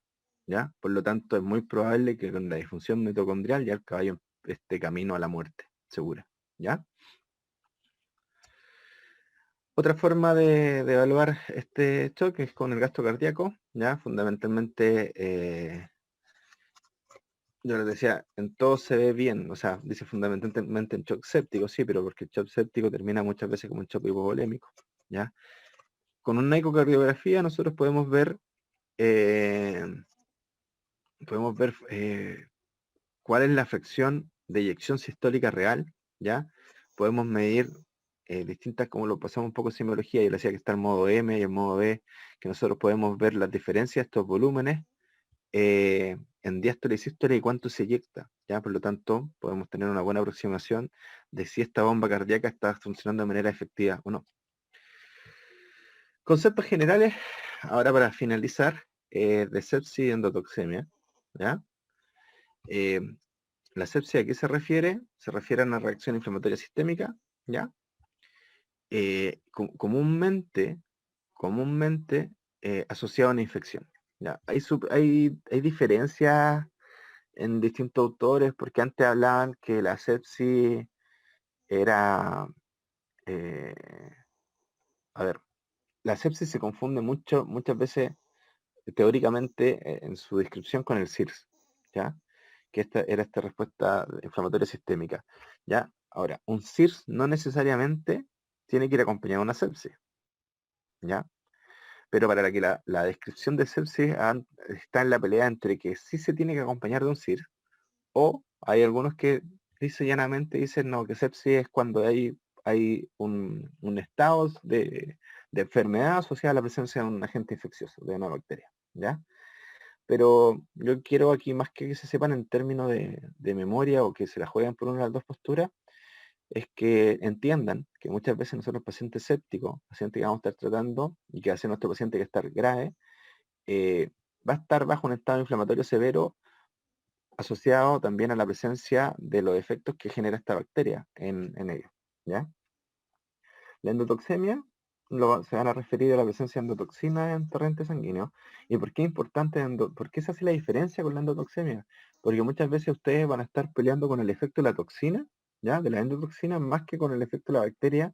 Y muchas veces ustedes pueden haber eliminado recientemente con antibióticos, empiezan a eliminar las bacterias, empiezan a generar muerte estos microorganismos que empiezan a liberar endotoxina y podemos tener una fase como de mayor daño por endotoxina al principio de la terapia con antimicrobianos, ¿ya? Por lo tanto, por eso también es importante que hagan como que marquen la diferencia cuando puede ser endotoxemia, ¿ya? Y el shock séptico endotóxico se produce cuando los trastornos sistémicos comprometen la función circulatoria, ¿ya? A ver, en la endotoxemia propiamente tal, normalmente, ¿qué vamos a ver nosotros? Vamos a ver fenómenos asociados fíjense los casos que les pusimos acá: pleuroneumonía, endometritis, peritonitis, colitis infecciosa. Normalmente van a llevar una respuesta inflamatoria sistémica, ¿ya? ¿Y qué es lo importante de este ejemplo que yo les doy? Que las endotoxinas son producidas por gram negativos, ¿ya? Eso está claro. Son lipopolisacáridos, ¿cierto?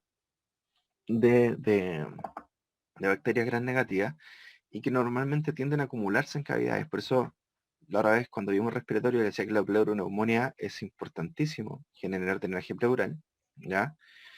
Que en endometritis de las yeguas también se acumulan estas bacterias gram negativas y en este ambiente más anaeróbico y pueden generar problemas. Ahora, esto simplemente para que les quede la endometritis de la yegua, no la piensen como una piometra de los perros. ¿Ya? La yegua puede soportar en su útero, en un útero que es sano, ¿ya? Un útero sano me refiero en términos a un útero que reproductivamente está más que sano. Hablemos de reproductivamente, ¿cómo se llama?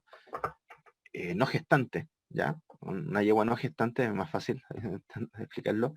Ese útero puede resistir cantidades impresionantes de detrito celular, de,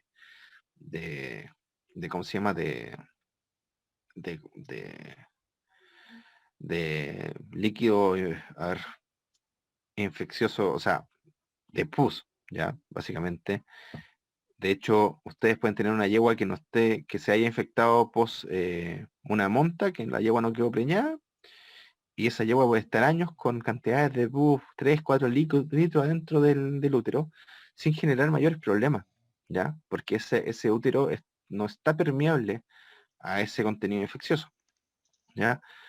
Pero sí, ese útero va a ser muy permeable a un útero posparto, un útero que obviamente tuvo implicado el fenómeno inflamatorio en su mucosa, etcétera, que haya entrado una infección en el parto, que haya quedado un trocito de placenta ahí, que haya habido una placentitis que pudo haber dejado algo de remanente de placenta dentro del útero.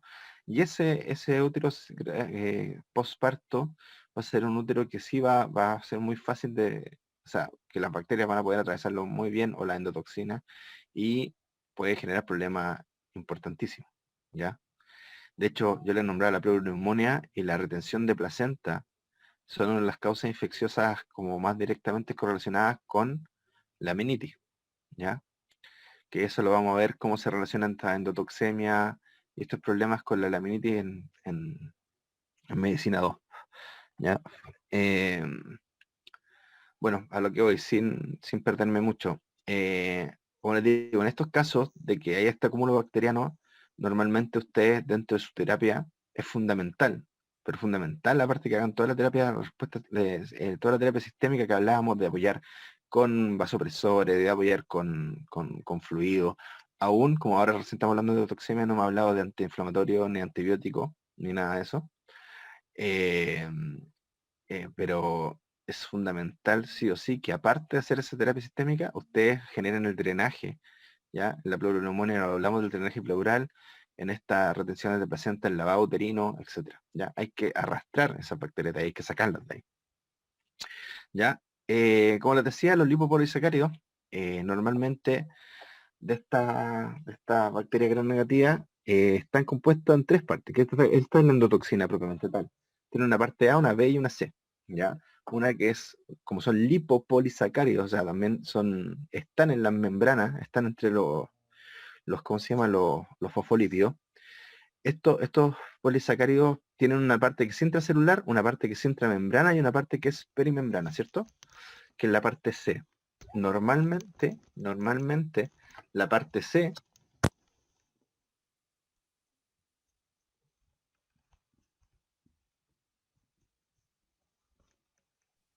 ¿Aló?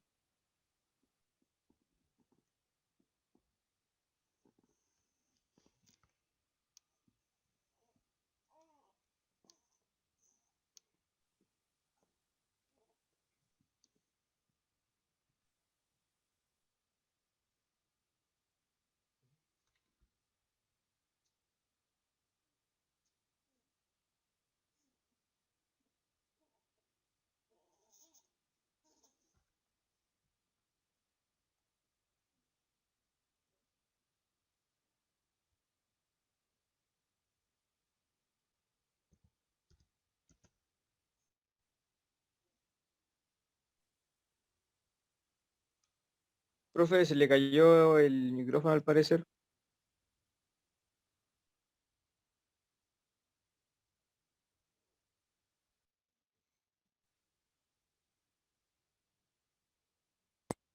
¿Me escuchan ahí? Ahora sí, Oh, sí. ¿Qué fue lo último que dije? en la parte de cuando estaba hablando sobre los lipopolisacáridos, justo iba a hablar ¿Ya? como de la parte C. Ya, pucha. No, murió el micrófono de los audífonos. Ya. A ver lo que le explicaba. Estas endotoxinas, este lipopolisacárido tiene tres partes, la A, la B y la C. Que la A y la B son súper conservantes de distintos tipos de bacterias. ¿Ya? Y la C es distinta. La C es la que da variabilidad a la endotoxinas propiamente tal. Ahora, eso es una lata, porque al ser conservante de distintos tipos de bacterias, la parte A y la B, que la A es la que es la parte del lipopolisacárido que es de adentro de la célula, adentro de la bacteria, la B está en la membrana plasmática y la C está afuera. ¿Ya? Al ser la C muy variable, nosotros no podemos hacer inmunidad cruzada. ¿Ya? Por lo menos, si uno se infectaron con una bacteria gram negativa que generó endotoxina, ya no quiere decir después que otro tipo de gram negativo, ustedes van a tener una respuesta inmune. No, porque la parte C es la que varía y esa parte C es la que se une a distintas células.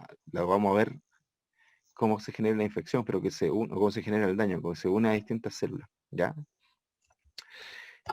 Bueno, normalmente estos lipopolisacáridos, como les decía, puede atravesar la bacteria, puede atravesar la endotoxina, ¿ya? A través de células epiteliales, ¿ya? Normalmente, por ejemplo, en el intestino siempre se da el ejemplo de la endotoxina asociada a daño intestinal. Eh, Normalmente el intestino tiene células epiteliales, lisoencimas y enzimas y anticuerpos que van a limitar la capacidad de estas bacterias, ¿ya? Y también están las células hepáticas de Kupffer, que son neutrófilos, ¿cierto? Que van a estar generando el control de esto. Eh, Entonces, normalmente cuando tenemos una irrupción de la pared gastrointestinal, ¿ya? Vamos a tener paso de estas bacterias, ya sea hacia vasos del intestino o también a peritoneo. De hecho, miren el dato que les pongo acá, que la endotoxina tiene 3 veces más probabilidades de ser detectada en el líquido peritoneal que en el plasma de caballos con enfermedad del tracto gastrointestinal. ¿Pero qué significa que esté en peritoneo? Que en peritoneo también va a ser capaz de colonizar vasos, de atravesar vasos y va a ser una endotoxemia, ¿ya? Acá les puse cómo funcionan estos, en la ruta como metabólica de estos lipopolisacáridos, ¿ya? Normalmente el lipopolisacárido se une a una proteína que se llama unidora de lipopolisacáridos, esta Binden protein, que se encuentra normalmente, y eso a la vez, por vía del tool-like receptor, no sé si lo han escuchado, yo creo que sí, va a generar la activación de la cascada inflamatoria y de la interleuquina 1. Acá sale algo de tumor, ¿cierto? Solo les explico por qué en esta clase no vamos a hablar de eso, pero normalmente estas respuestas celulares asociadas a patógenos también van a generar actividades que son eh, como pro proliferativas, que generan, que pueden generar a su vez mecanismos para potenciar la división celular, y también hay otros mecanismos inflamatorios que inhiben esto, ¿ya? Y esa inhibición y producción se mantiene más o menos constante, ¿ya?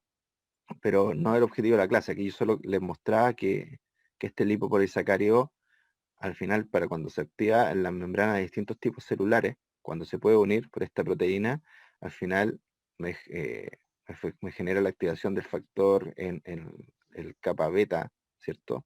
El factor, y ese factor es el que genera la producción de interleuquina 1, ¿ya? Y para que se hagan un ejemplo, cuando ustedes usan corticoides, lo que van a estar inhibiendo es la formación de este factor. Por lo tanto, disminuye la producción de interleuquina 1 y disminuye toda la cascada inflamatoria desde esta altura de la vía, no de la ciclooxigenasa, sino de la fosfolipasa. ¿Ya? Eh, pero por lo tanto, entonces, ya llegamos a un nivel que el lipopolisacárido va a generar una producción de citoquinas, ¿ya? que estas citoquinas a la vez también van a generar un aumento de componentes o sea, van a generar un estallido oxidativo, ¿cierto? Todo lo que saben ustedes, la producción de radicales libres, a la vez van a ser quimiotáxicos, van a llegar neutrófilos y estos neutrófilos a la vez van a secretar, eh, ¿cómo se llama? Productos asociados, van a secretar radicales libres, ¿cierto? El ácido hipoclorósico, etcétera. Y como están reaccionando, también van a generar lesiones endoteliales, ¿ya? Y estas lesiones endoteliales a la vez van a aumentar la permeabilidad vascular y edema y los fenómenos de coagulopatía, ¿ya? Por lo tanto, ¿qué tenemos como a manera de resumen? Y para no complicarlos más, por un lado tenemos este daño de los vasos va a generar por una parte, como les decía yo, la producción de tromboxano, ¿ya? Esa producción de tromboxano, factor activante de plaquetas, va a generar, por un lado, coagulopatía, ¿cierto? Por formación de trombo, y por otro lado, es un potente vasoconstrictor, ¿ya? ¿Ya? Y esa vasoconstricción va a llevarnos, en un paciente crítico que tenga un compromiso sistémico, sí o sí, a una hipertensión pulmonar. ¿Ya? Y esto asocian la endotelina 1, que la endotelina 1 apenas empieza a ver este fenómeno de compromiso de presión, por decirlo así, esta hipotensión, también va a querer generar una vasoconstricción, ¿ya? La disfunción endotelial, en un paso, en una primera fase, disminuye la prostaciclina, ¿ya? Y la prostaciclina, ¿qué hace? La prostaciclina normalmente hace respuesta al tromboxano. La prostaciclina genera vasodilatación para que no se perpetúe esta vasoconstricción, ¿ya? En un animal normal, junto con el óxido nítrico, ¿ya? Pero cuando hay una disfunción endotelial importante, la prostaciclina y el óxido nítrico disminuyen, por lo tanto, se perpetúa en el tiempo un poco el fenómeno de vasoconstricción en una primera instancia, ¿ya? Y si esto se mantiene en el tiempo, el sistema simpático, por su parte, va a querer aumentar, ¿ya? Aumentar la vasodilatación periférica, hacerle respuesta a esta vasoconstricción, y nosotros podemos tener un fenómeno de aumento del óxido nítrico, ¿ya? Como respuesta que nos va a generar una hipotensión severa, ¿ya? Si ustedes lo ven, al final es un juego entre la regulación de una vasoconstricción y una vasodilatación, que primero van a tener una vasoconstricción o sea, excesiva, y luego de esa vasoconstricción excesiva vamos a perder la capacidad de tener una respuesta efectora motora de estos vasos de manera eficiente, ¿ya? Y va a ser un campo, como les dije al principio, un campo venoso y arterial estancado, ¿ya? Que se va a generar una hipotensión severa, que va a haber una disminución de la perfusión, que eso a la vez obviamente lleva a una hipoxemia, y eso a la vez acumula más ácido láctico y tenemos una acidosis metabólica, ¿ya? Con también a la vez ¿cómo se llama? Disminución en la ventilación, ¿ya? Por esta hipertensión pulmonar, y con una disminución del polo renal, teniendo una menor excreción de protones, ¿ya? Por lo tanto, perpetuamos una acidosis metabólica. Hallazgos clínicos en la endotoxemia, como les dije yo, las mucosas sucias. Las fotos siempre son malas cuando uno quiere expresar esto, pero fíjense acá, no sé si se ven que se ve un anillo, ¿ya? Una mucosa bien ictérica y un anillo, ¿ya? Ese anillo normalmente sin flash se ve más oscuro, ¿ya? Más azul, no se ve tan rojo, ¿ya? Y ese es el famoso anillo endotóxico, el aro endotóxico, ¿ya? ¿Qué otros signos clínicos tenemos asociados? Como los dije, ya lo vimos en la fase hiperdinámica, ¿cierto? La depresión, etcétera, taquicardia, taquipnea, fiebre. Acá podemos tener hipotermia, ya en la fase hipodinámica. eh, las mucosas van, como les digo, de este color rojo hasta el púrpura, ¿ya?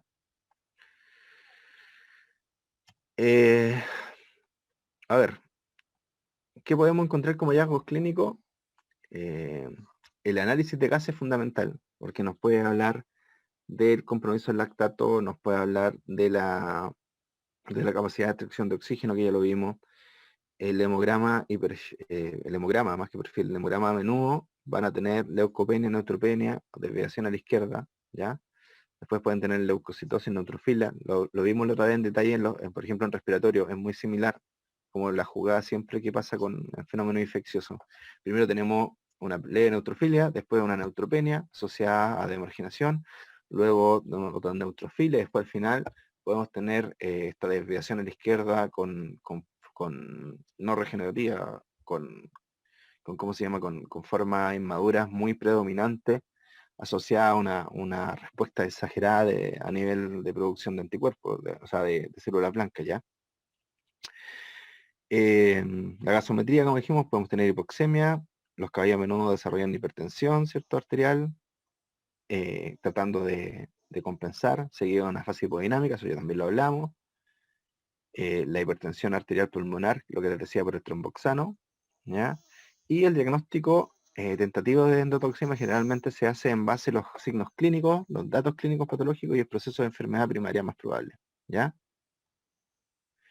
El tratamiento a menudo es necesario y debe instituirse, ¿no? Sin un diagnóstico definitivo.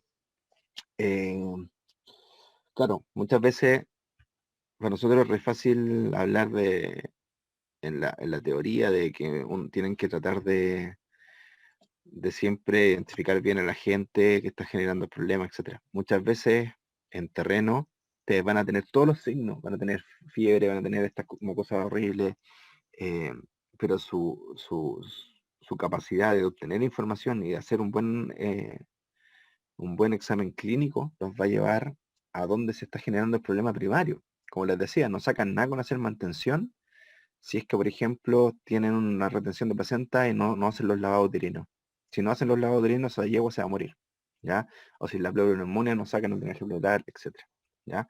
O si tienen esta endotoxemia asociada a un fenómeno de obstrucción intestinal, ya que puede ser parcial y que tienen más que la obstrucción haya pasado, pero tienen un segmento intestino que se está necrosando. Si no lo llegan a cirugía y se saca se hace una enterectomía de ese segmento, el caballo normal probablemente ustedes lo pueden mantener en el tiempo, una semana, un poco más, y hasta que muere, ¿ya?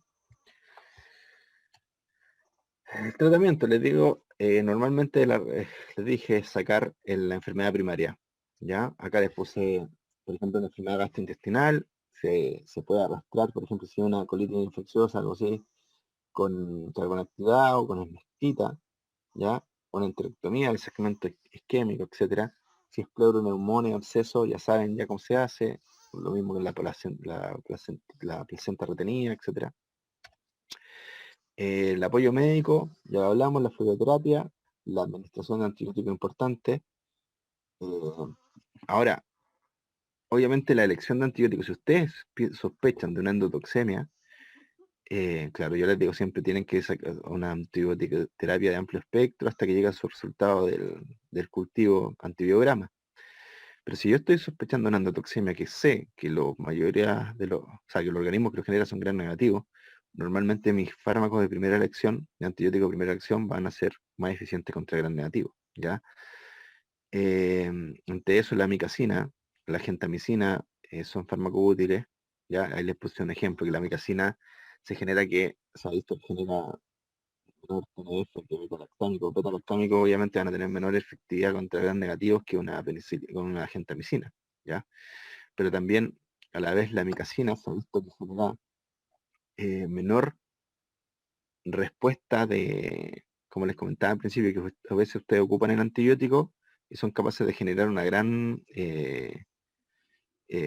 muerte bacteriana, por decirlo así, y eso se va a reflejar en un aumento de la endotoxina circulante en primera instancia. La amicacina se ha visto que genera ese menor aumento de esa endotoxina circulante en comparación con la gentamicina, por ejemplo, ¿ya? La administración de plasma es útil, ¿ya? Plasma hiperinmune, que ustedes pueden sacar de otro caballo, y que va a pasar proteínas plasmáticas, albúmina, para generar presión oncótica, ¿ya? Y también anticuerpos. Y en potrillos neonatales con fracaso de transferencia pasiva se va a administrar plasma para regular, aumentar los niveles de inmunoglobulina circulante. ¿Qué fármacos les nombro acá? Solo lo tengan en consideración, es súper difícil de obtener, pero es el único antibiótico que tiene actividad antitoxina de verdad. Es el único fármaco que actúa sobre la toxina, que es la polimixina B. ¿Ya? Es un antibiótico polipeptídico que se une al lípido A y neutraliza las acciones de la endotoxina. ¿Ya? ¿Cuál es el problema que tiene? Tiene un potencial nefrotóxico importante. ¿Ya? Aquí yo les puse la dosis en caballo, que se ha visto que no generaba problema. ¿Ya? Y el tipo de terapia que se hace. Esto es muy difícil de conseguir. ¿Ya? Yo solo ¿dónde viene normalmente? Que yo lo ocupo. Yo cuando hay una presentación tópica, no lo ocupo para la endotoxina, lo ocupo normalmente cuando estoy hablando de la presentación tópica.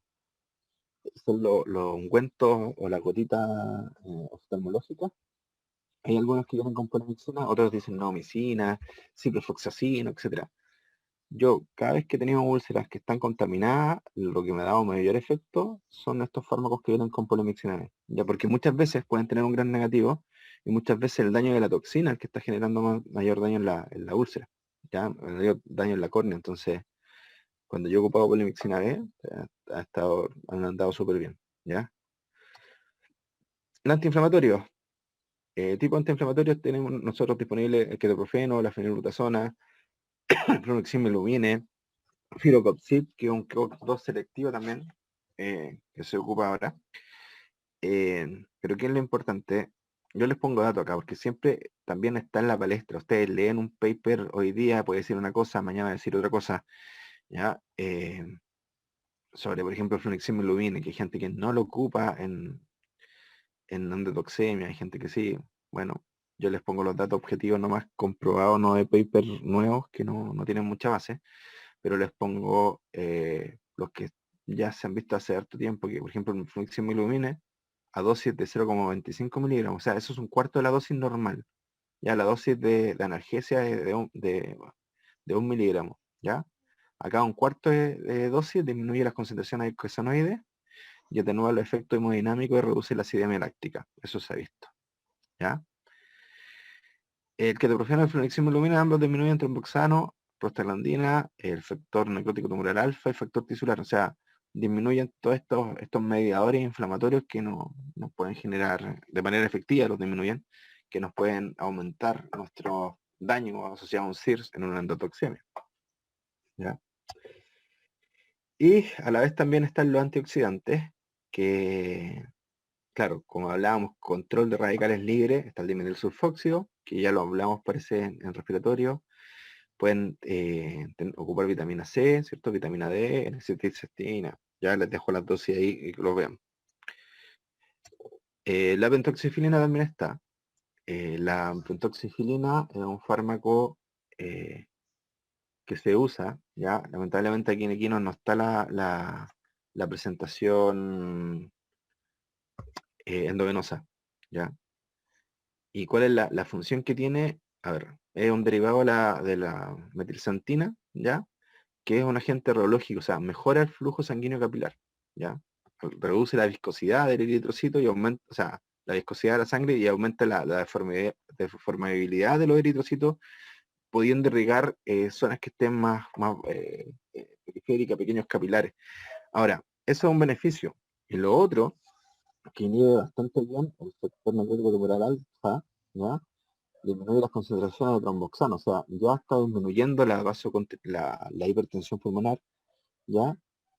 Y también disminuye la actividad tromboplastina y la concentración de prostaglandina 2, ¿ya? Es bastante, a mí un fármaco que me gusta, o sea, que lo uso, ¿ya? Porque he visto estos resultados. Paper también habló en su función, ¿ya?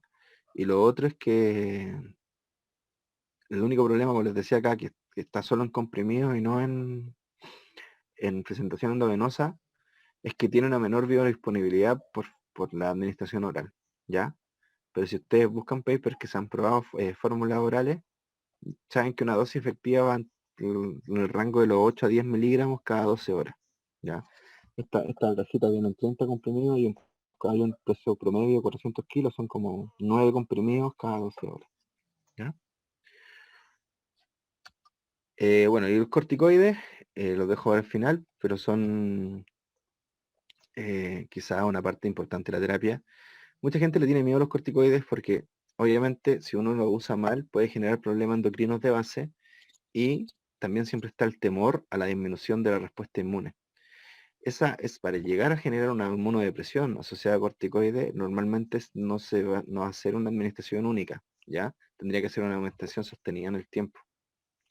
Claro, porque al final lo que estarían generando ustedes es una supresión o sea, perdón, lo que podrían estar generando es una perpetuación, perdón, del cortisol en el tiempo que va a generar una disminución de la respuesta medular. Pero eso no pasa con una o dos aplicaciones en este periodo crítico que está el paciente. ¿Ya? De hecho, uno tiene mucho más beneficio cortando de manera severa la cascada inflamatoria que lo perjudicial que puede ser disminuir en ese minuto la respuesta inmune. ¿Ya?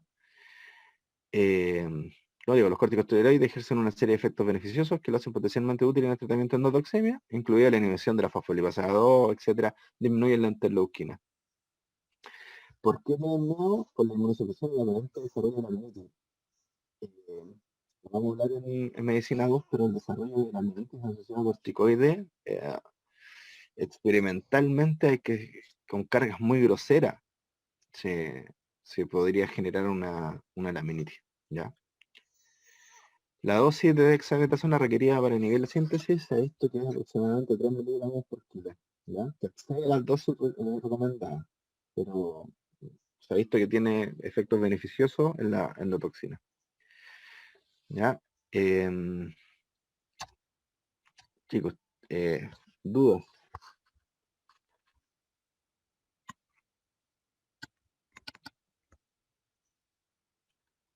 ¿Alguien tiene dudas? Yo tengo una. Dígame. Cuando un paciente se hace meritorio de una transfusión de sangre. Cuando tu criterio lo, lo evalúe, ¿en qué sentido?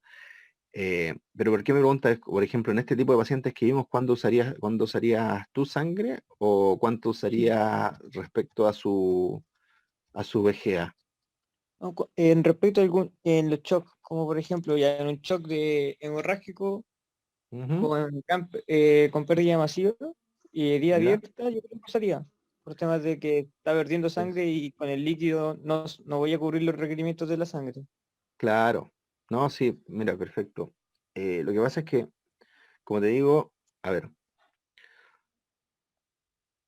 en términos del choque hipovolémico, claro, si tú tienes una hemorragia que no se está controlando aún, lo indicado es sangre sí o sí, porque está entregando plaquetas y factores de coagulación, ¿ya?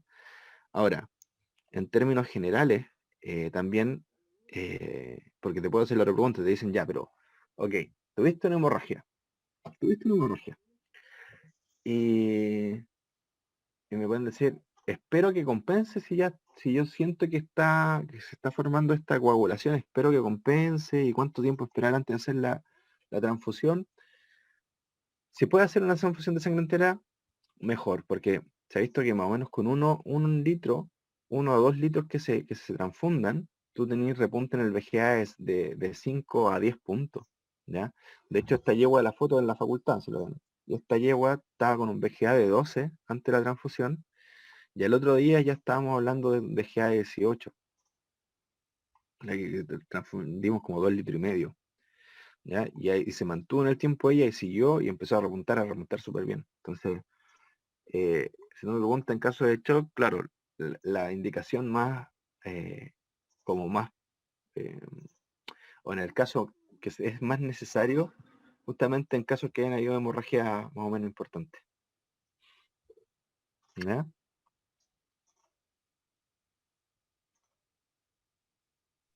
Sí, y lo otro no entendí bien la diferencia entre un coloide y Ujú. el hiperosmótico, que entendí que el hipertónico, mejor Hipertónico. dicho, Ujú. hipertónico ya arrastra contenidos Sí, líquido celular desde el intra y el extra, pero más del intra. El coloide claro. también hace hace lo mismo. ¿Solo que por más tiempo? El coloide más del intersticial, Además del más, intersticial. sí, más del intersticial, no tanto del intracelular, o sea, no me disminuye tanto el edema celular, ¿ya? Y a la vez también el efecto es más prolongado, sí, de mantener la volemia a nivel venoso, o sea, la presión venosa central va a estar más estable con un coloide. Ujú. Pero como les decía yo, el problema que tiene es que genera, a su vez se ha visto que genera en humanos, no sé, en pequeños animales, no sé cómo andará ahí la elección ahora, pero hay muchos que generan problemas a nivel renal, ¿ya? Y lo otro, que nosotros, en mi caso, yo prefiero lo hipertónico, ¿ya? Pero esto es una cosa de gusto, por el potencial efecto que tengo sobre las células, ¿ya? Disminuyendo a la vez la producción de interleuquina y todo, disminuyendo este tema celular, disminuye la cascada inflamatoria. Por eso yo los prefiero, ¿ya? Pero la gran diferencia es que aquí tenéis, por ejemplo, en el hipertónico son cargas de cloruro de sodio al 7,2%, ¿ya? Y acá tienes proteína en base al almidón que genera la presión oncótica. Esa es la gran diferencia. ¿Se entendió ahí? Sí, sí. Sí, Súper. cambia mucho el criterio. Ya, Cuando son proteínas. Y claro. sobre la rehidratación rectal, ¿Cómo? ¿cuándo se recomienda la rehidratación eh, rectal, por vía rectal? ¿Por vía rectal? Por, que se pasa una sonda hasta llegar al La sonda, intestino. pero la sonda nasogástrica. No, no, sí, ¿Eso? pero no de la gástrica, sino que por detrás. Ah, ya. Mira, la verdad las cosas que no. Yo lo he hecho solo una vez, que lo hice en un caballo en un burrito, en verdad, con tétano. Que claro, o sea, l- la- a ver, si la sonda está en recto propiamente tal, la cantidad de fluidos que va a absorber no es tan alta como si lo hicierais por una sonda nasogástrica. O sea, por eso, de hecho, lo que va así es como un enema, como que poniendo líquido por vía rectal, no tendrías que tener, ¿cómo se llama? Absorción de ese líquido, ¿ya? Lo que sí yo he hecho por vía rectal, más que hidratación, por eso te da el ejemplo, administración de fármacos, ¿ya? Y que ahí sí se absorben por mucosa, pero el líquido no tiene una gran capacidad el recto de absorber celularmente líquido, como de reabsorber de recto. ¿No? Tendréis que tener en colon, que se acumula más que nada, que no, tampoco tiene tanta capacidad de reabsorción, ¿ya? A diferencia del intestino anterior.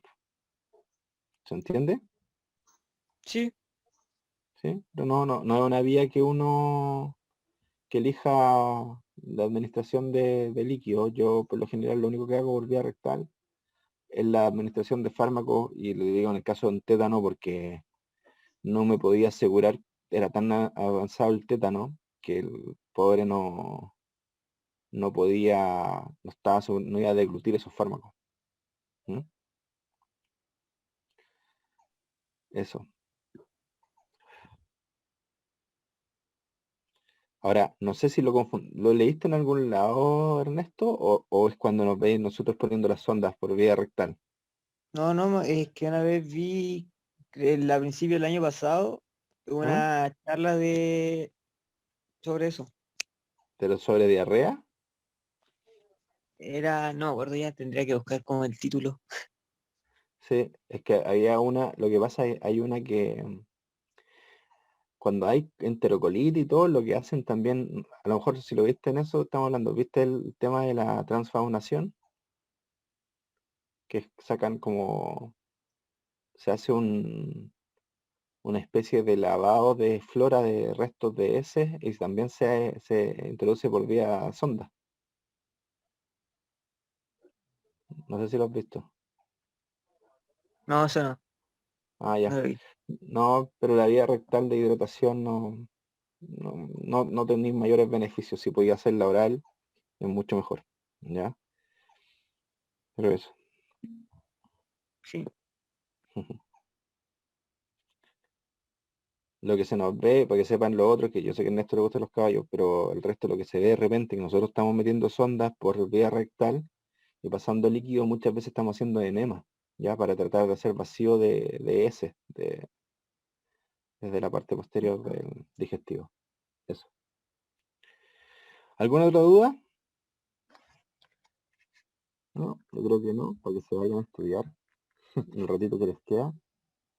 Cuídense, que les vaya bien. De ahí les subo la grabación que tengo en la clase ya.